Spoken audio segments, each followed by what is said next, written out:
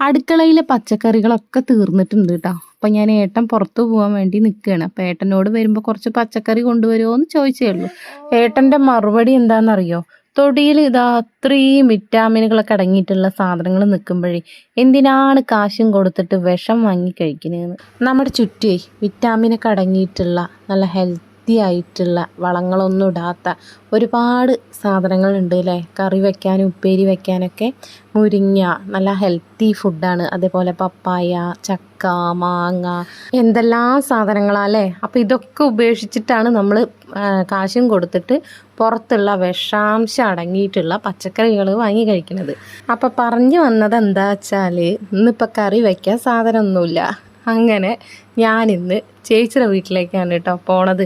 അപ്പം നമ്മുടെ തൊടിയിൽ പപ്പായയും അതേപോലെ മുരിങ്ങയും പിന്നെ അങ്ങനെയുള്ള സാധനങ്ങളൊക്കെ ഉണ്ട് കേട്ടോ. അപ്പോൾ ഞാൻ ഇടയ്ക്കും തലയ്ക്കൊക്കെ വയ്ക്കാറുണ്ട്. എപ്പോഴും ഇപ്പോൾ അതന്നെ കഴിക്കാൻ പറ്റില്ലല്ലോ.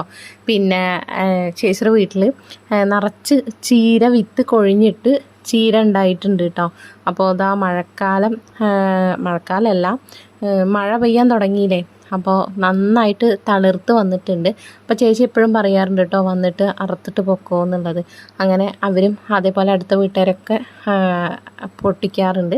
അങ്ങനെ ഞാനും ഇന്ന് പോയിട്ട് കുറച്ച് നല്ല തൂമ്പല അറുത്ത് വന്നിട്ടുണ്ട്.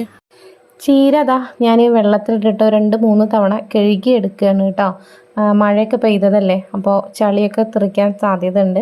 അപ്പോൾ ഇതാ ചീര കറിക്കുള്ള അരപ്പ് തയ്യാറാക്കാൻ വേണ്ടിയിട്ട് ഞാനിതാ തേങ്ങ എടുത്തിട്ടുണ്ട്, ജീരകം, വെളുത്തുള്ളി, കുഞ്ഞുള്ളി, പിന്നെ പച്ചമുളകാണ് എടുത്തിട്ടുള്ളത്.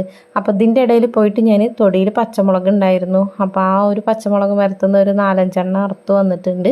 പിന്നെ ഇതാ ചീര അരിഞ്ഞുകൊണ്ടിരിക്കുകയാണ്. പിന്നെ പരിപ്പും അതേപോലെ തക്കാളിയൊക്കെ ഇട്ടിട്ടാണ് കേട്ടോ ഒന്ന് നാടൻ ചീരക്കറി വെക്കണത്. അപ്പോൾ നിങ്ങളുടെ നാട്ടിൽ ചീരക്കറി അതേപോലെ മുരിങ്ങക്കറിയൊക്കെ വെക്കുമ്പോൾ തക്കാളി ഇടാറുണ്ടോ എന്നുള്ളതൊന്ന് കമൻറ്റ് ചെയ്യണം. അപ്പം ഞാൻ ഇടയ്ക്കൊക്കെ ഇവിടെ തക്കാളി ഇട്ടിട്ടാണ് കേട്ടോ വെക്കാറ്. ചെറിയൊരു പുളിപ്പ് കിട്ടാൻ വേണ്ടിയിട്ടാണ് ഈ ഒരു തക്കാളി ഇടുന്നത്. നമ്മുടെ തക്കാളിയും പരിപ്പൊക്കെ നന്നായി വെന്ത് കിട്ടിയിട്ടുണ്ട്. ഇനിയിപ്പോൾ അത് അതിലേക്ക് അരിഞ്ഞു വെച്ച ചീര ഇട്ട് കൊടുക്കുകയാണ്. അപ്പോൾ അത് നന്നായിട്ടൊന്ന് തിളച്ച് വേവണം കേട്ടോ. പിന്നെ പുറത്തുനിന്ന് വാങ്ങണ ചീരയ്ക്കും നമ്മുടെ വീട്ടിലുണ്ടാക്കണ ചീരയ്ക്കും ടേസ്റ്റുകൾ വ്യത്യാസമുണ്ട് അല്ലേ. അങ്ങനെ ചിലർ ചീരക്കറിയിലും മുരിങ്ങക്കറിയിലൊക്കെ മഞ്ഞൾപ്പൊടി ഇടാറുണ്ട്. ഞാൻ ചിലപ്പോഴാണ് കേട്ടോ ഇടാറുള്ളൂ. അപ്പം ഒന്ന് ചീരയിൽ മഞ്ഞൾപ്പൊടി ഒന്നും ഇടാണ്ടേന് ഉണ്ടാക്കണത്. ആവശ്യത്തിനുള്ള ഉപ്പിട്ട് കൊടുത്തിട്ടുണ്ട്. ഇനിയിപ്പോൾ അത് ആ ഒരു കറിയിലേക്കുള്ള അരപ്പൊക്കെ ഒന്ന് അരച്ചെടുത്തിട്ടുണ്ട്. ഇനി നമ്മുടെ ചീര നന്നായി വെന്തതിന് ശേഷം ഇതാ അരപ്പ്